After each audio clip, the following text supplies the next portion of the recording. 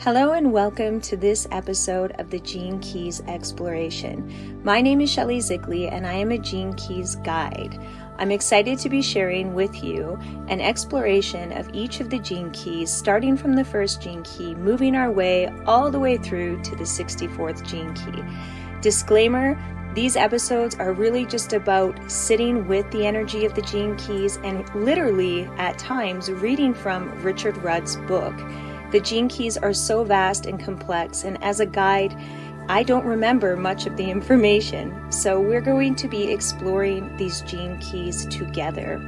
You can find my work at www.genekeyrecordkeeper.com. And other than that, I just hope you enjoy the show and enjoy this exploration. Please feel free to share it, leave us a review, and tell us how this exploration was for you. Hello everyone, Shellyszigli here. Welcome to the fifth gene key. The fifth gene key out of 64 gene keys. This is the daily exploration of the gene keys, where today we're going to dig into the fifth gene key. So, wow, what a ride. I've been doing these recordings every day in a row, and I've been sick, my family's been sick, all sorts of things are coming up, but I'm very committed to this journey. So here I am today. The little ones are in the house with their father, and they are under the weather, let's just say. So that also equates attached to mommy almost to the hip. But it is beautiful, and I am grateful that I get to have those types of interactions. So, the fifth gene key, I briefly went through the fifth gene key this morning. I went through the book and looked through it quickly. I didn't really have anything sit and retain within me.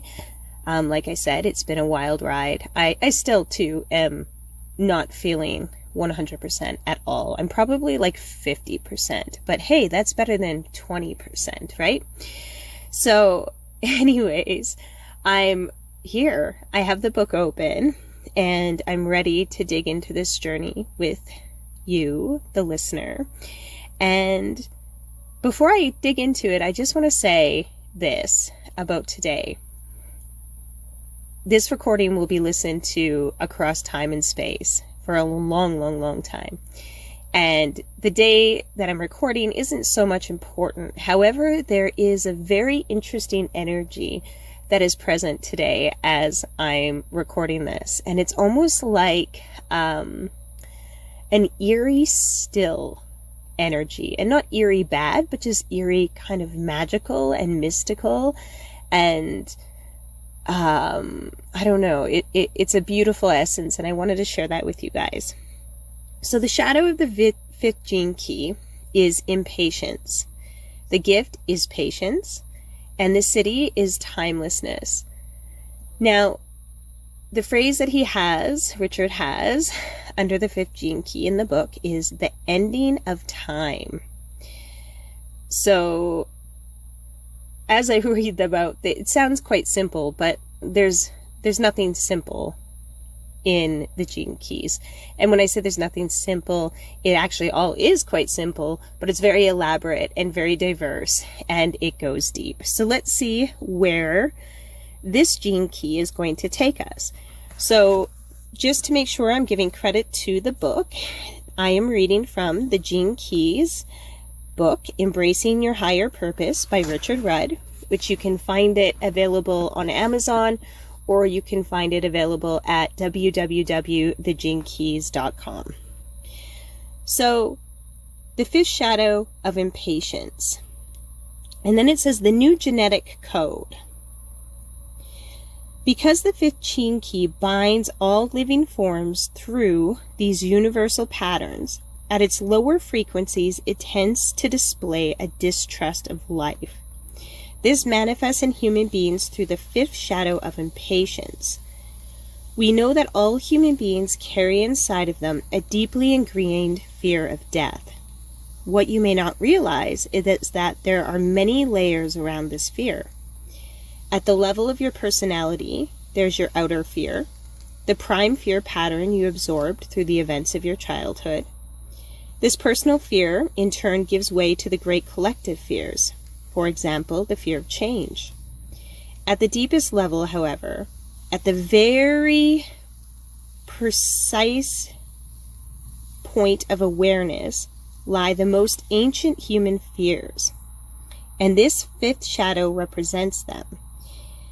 These ancient collective fears stem from one prime source, the fear that there is no underlying order to the universe. If the frequency of your genetics is tuned into this fear, no matter what you do to try to bring a sense of stability to your life, your body itself will never feel safe. This is in fact the normal state of consciousness of the mass of humanity. Right.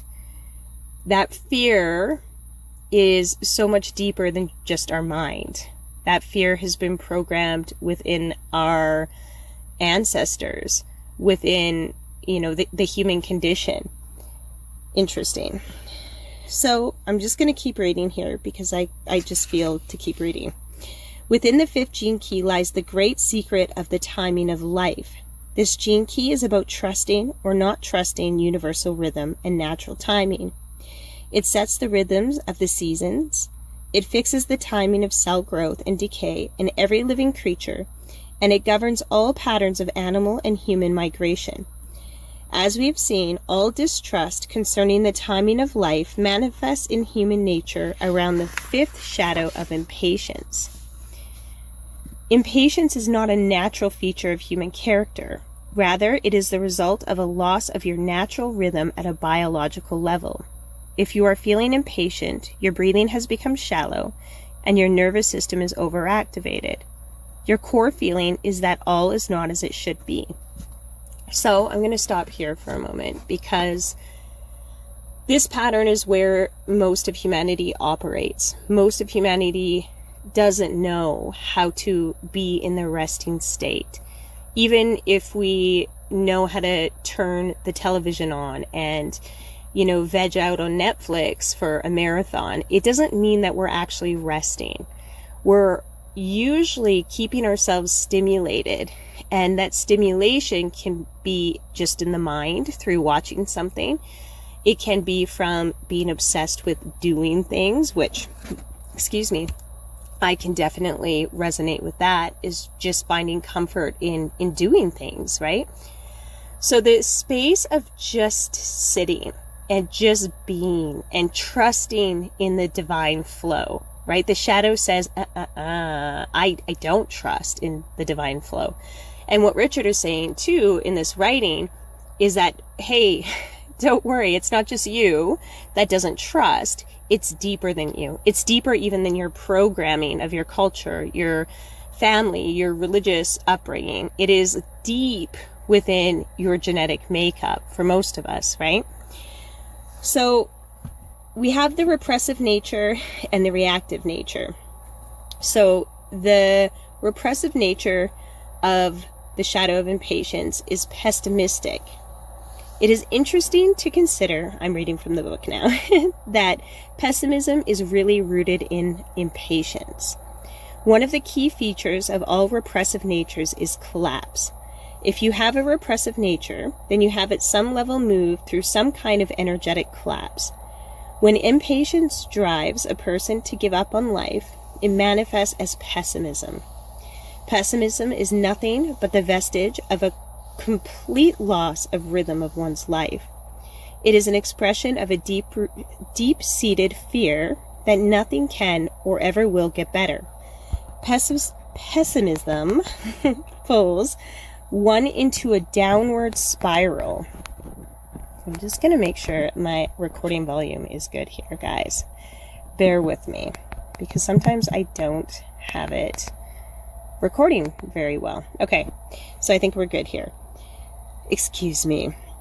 So it pulls one into a downward spiral, feeding on itself over and over until it finally ends in a crisis of some kind of psychological and nervous collapse. If a person has been swept into pessimism, there is nothing proactive they can do to break free. As their friend or an observer, you must trust that life will create a crisis for them, because eventually it will.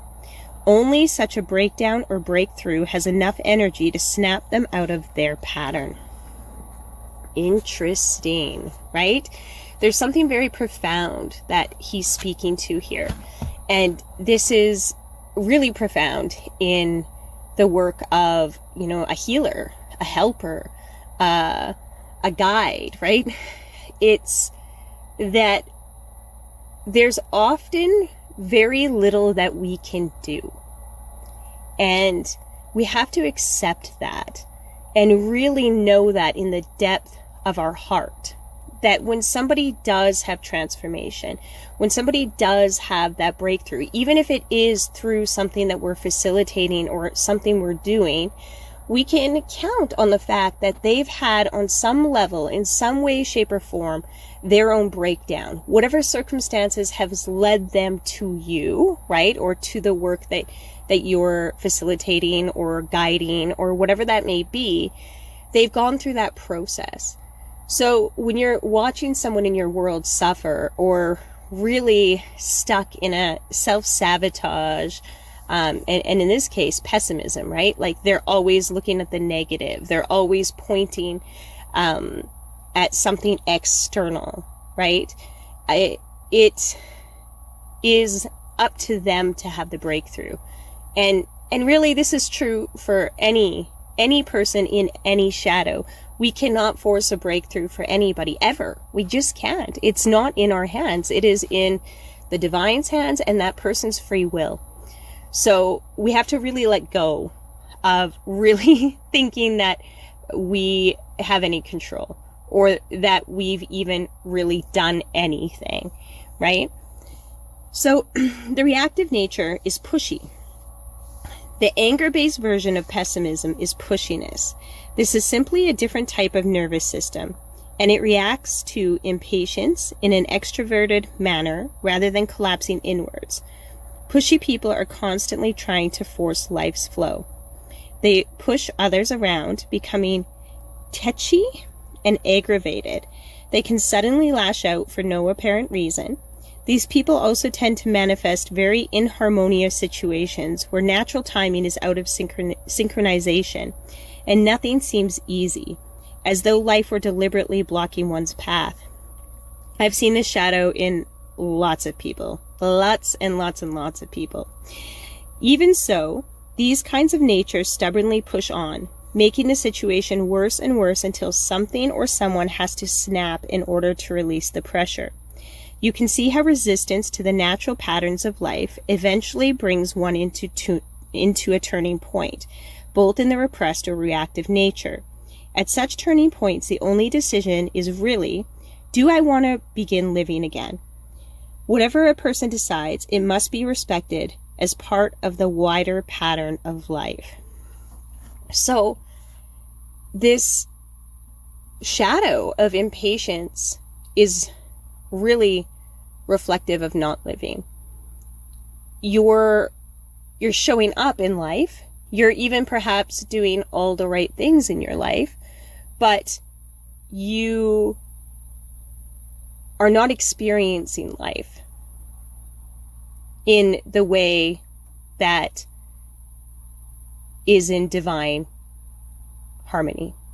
You are pushing life. You are suppressing life, right? You are turning your head at life, at circumstances. These type of people in this shadow, and maybe you can, recognize or understand this shadow inside yourself. And I have parts and pieces that I've known at times of this shadow within myself, but it's always looking for an excuse. It's always looking to push it outwards, right? And it can find evidence all over the place to back that things don't work out, that life isn't working for them. So this is a really interesting shadow. Let's see what he has to say about the gift. So the gift is patience, the library of light. The antidote to impatience is patience. So simple, but so profound, right? This may sound like a very obvious truth, right? But it's actually rather profound. The ironic thing about patience, though, is that it takes patience to learn patience. Absolutely. And patience can indeed be learned if it is a self-proving gift. In other words, the more patient you become, the more you learn that patience always pays off, and thus the easier and more natural it becomes to wait. However, patience is not the same thing as waiting. You can wait both patiently or impatiently. Patience is the natural ground of your being, whereas impatience arises out of fear and conditioning. Patience is trust. If you trust in life, you will trust life in every moment, even the challenging moments. And in so doing, you will always remain in the flow. And this is one thing that I feel in my own journey I've been able to hang on to. And you'll likely find this in your journey as well. There's certain gifts, there's certain things that we just have that no matter what we've been through, we've just been able to harness, to hold. And when it comes to this trust, it's the trust in knowing, right, that you will be taken where you need to go. You will be given what you're, required to be given. And it shows up for me on a daily basis, this trust. But this is the thing I want to share here. Having this trust also means that you follow guidance to a T. So it means that you don't negotiate guidance. If you're told to do something, right? Higher guidance, and you have to do that thing, but you refuse to. And then you make up stories and you start taking guidance from egoic parts of yourself, telling you this and telling you that, posing as your intuition. It's easy to get off track really, really, really quick. So that trust is something that a lot of us have to really work to cultivate. It's not necessarily one that just comes to most of us easily. And it's something that I believe is really profound about the gene keys, is that through the journey, through all these shadows and through your own inner discovery, you begin to find trust. And that trust comes, and here's the thing too, maybe this is part of why I have trust. I know that I'm a human, and I know that I can make mistakes, and I know that that's okay. I don't ever have to be above that, right? So giving myself, and I invite you too, to give yourself the permission to have trust that you don't have to be perfect. And even if you slip up, that you're not falling off your path, that you are still always divinely on your path, and trust that that slip up is an invitation for you to go deeper into your own journey of who you are, of what you're here to experience and to do. So back to the book. The fifth gift of patience is a far greater gift than it may sound. Patience, when really experienced deep within the body, leads to the opening of your heart and the consequent turning on of a higher code within your DNA. Your DNA is a library of consciousness that is completely dependent on the frequencies of light. The body is designed to awaken to these higher frequencies, which is why humanity really only seeks one thing: to live in a state of love. Okay, wow. So I'm going to go to halfway through the last paragraph. Above all, the gift of patience allows you to hear life's music. It tunes you into the subtle metronome behind your life. It allows you to breathe deeply into your belly and never feel trapped by your outer life situation. Patience smooths rough edges, keeps heart and mind open, and makes life seem simple and easy. When you become impatient, even for a moment, you have stopped listening and trusting in the greater life. For these reasons, it is patience that has always been the true gauge and measure of the greatness of a person's soul. So as I'm reading this, I have my right hand and it's rubbing my solar plex and my sacral in a circle. And I'm like, oh, this is very interesting. Why am I doing this? Because this isn't a conscious thing. This is very subconscious. This is just what my body wants to do. And I feel that whatever is being discussed here in this fifth gene key and my own energy and perhaps even your energy, maybe there's something in the sacral, in your emotion center or your creativity or sexual center that desires to start moving. And that's probably why I'm moving my hand like this. Just an invitation, because that seems to be happening here for me, and I have the intention right now of serving the collective, so this could just be transmuting for the collective as well. So the Siddhi is timelessness, hitting the speed of being. Okay. It is here in the fifth Siddhi that the greatest secret known as enlightenment lies waiting. The highest code can only be awakened by the flood of high frequencies contained within the spectrum of light. This is why the ancients named the phenomenon of awakening enlightenment. The more you open yourself to higher frequencies of light, the more heightened the vibration becomes within your cellular DNA. Awakening usually occurs in a rhythmic or logarithmic manner. That is to say that the body is periodically flooded by higher Siddhic frequencies prior to full-blown enlightenment. The distance in time between such events decreases by approximately 1/2 every time it occurs.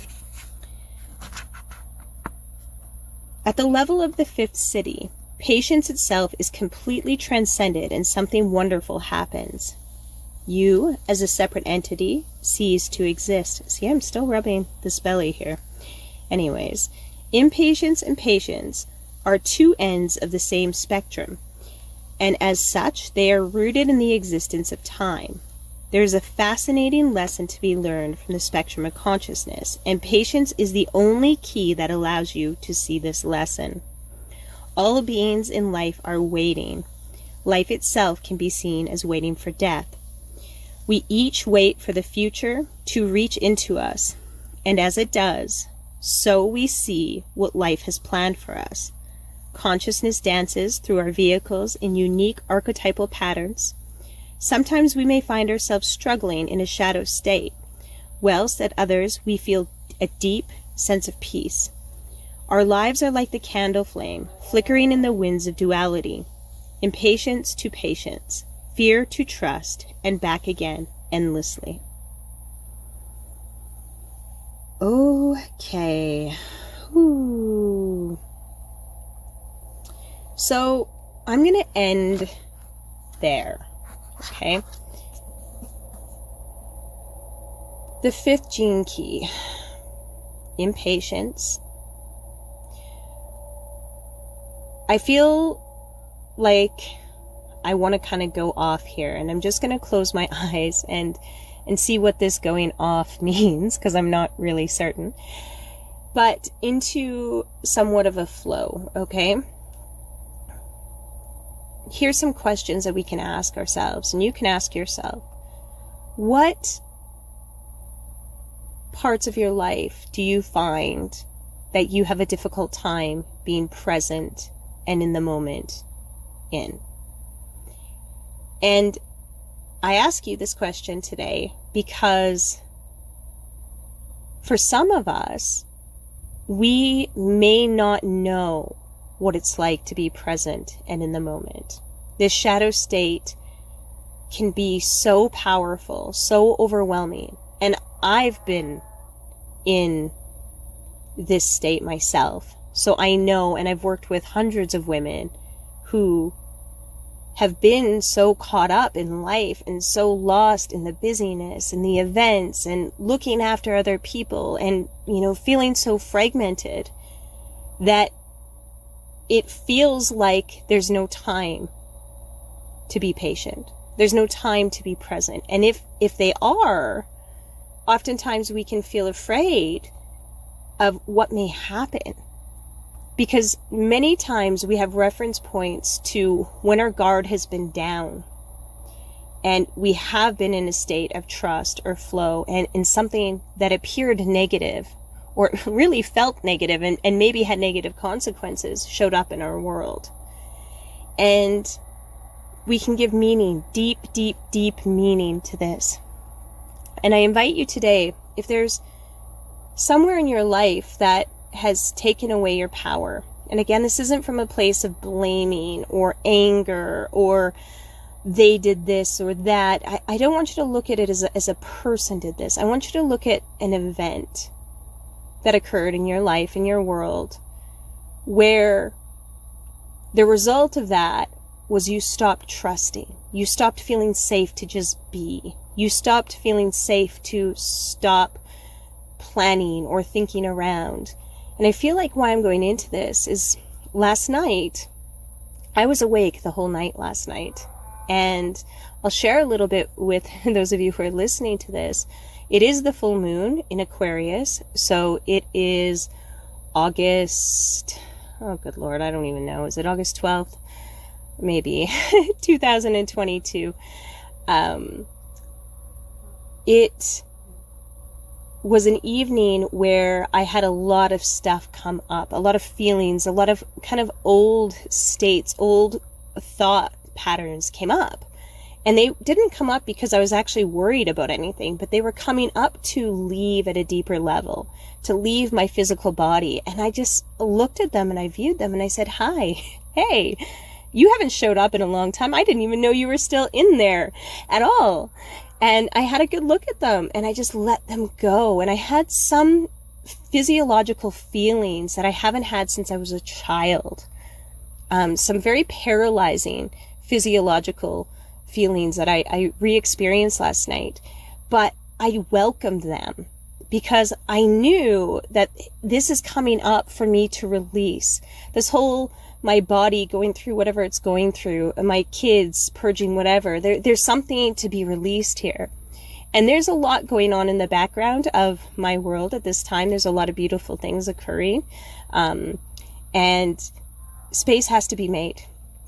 So I share that with you tonight because sometimes things come up not for us to deny, not for us to judge, but for just to us to witness and say, hey, I see you. I see you. And I'm not battling you. I'm not pushing you to the side. I'm not saying fuck off. I'm just saying, hey, it's time that you can go. There's no longer a place inside of me to carry you. You can move outside. And I often share that our patterns, our goal isn't to get rid of them completely so that they never ever are in our awareness, but our goal is that they're not inside our body or inside our energetic field.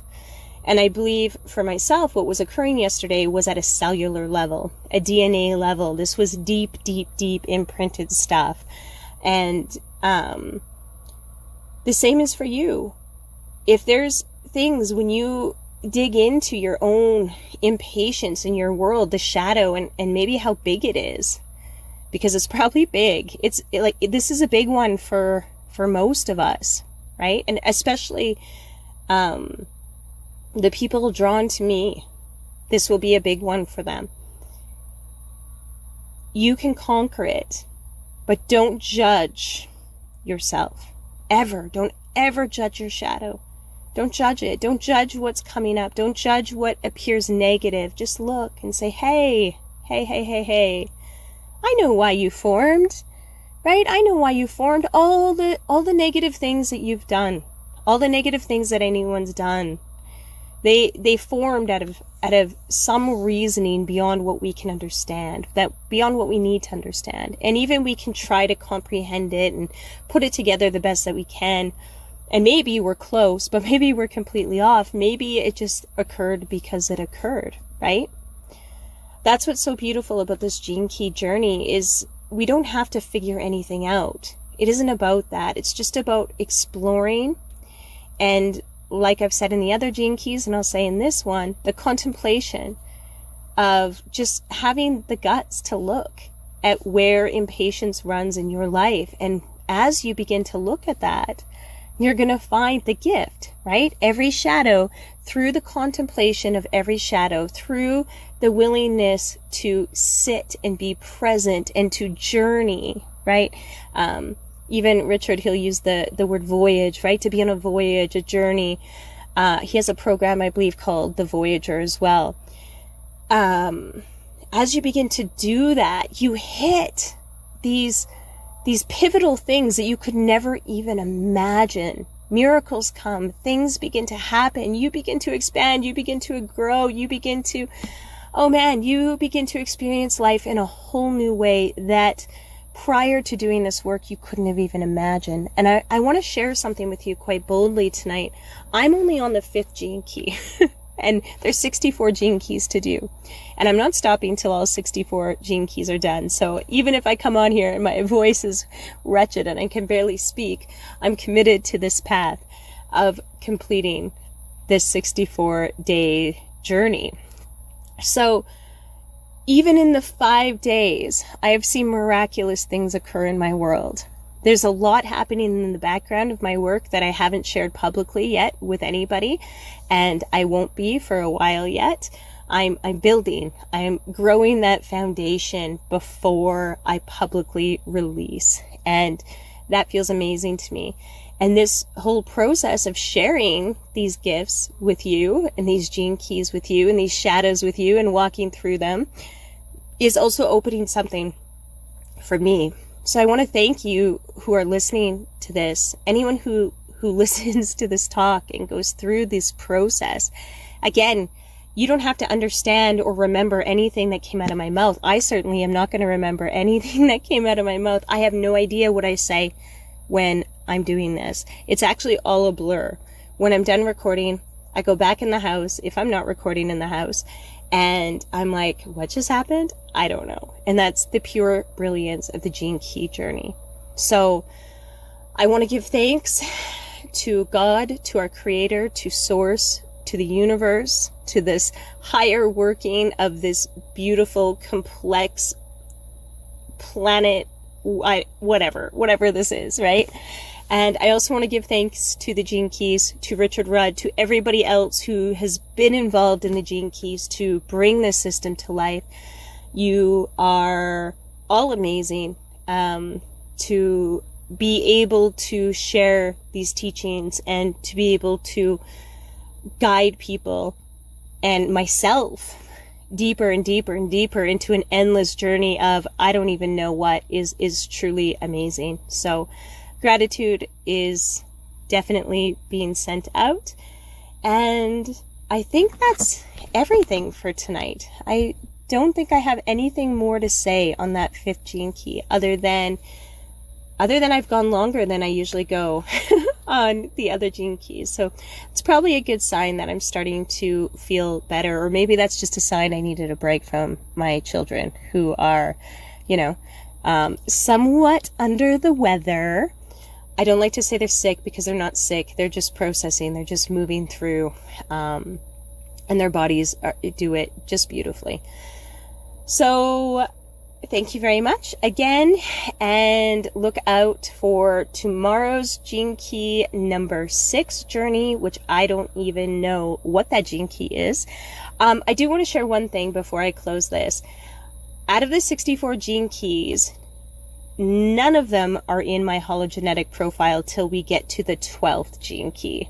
So I'm like, kind of like my inner child has her hands rubbing together and is like, ooh, we're going to get to 12, that's in my chart.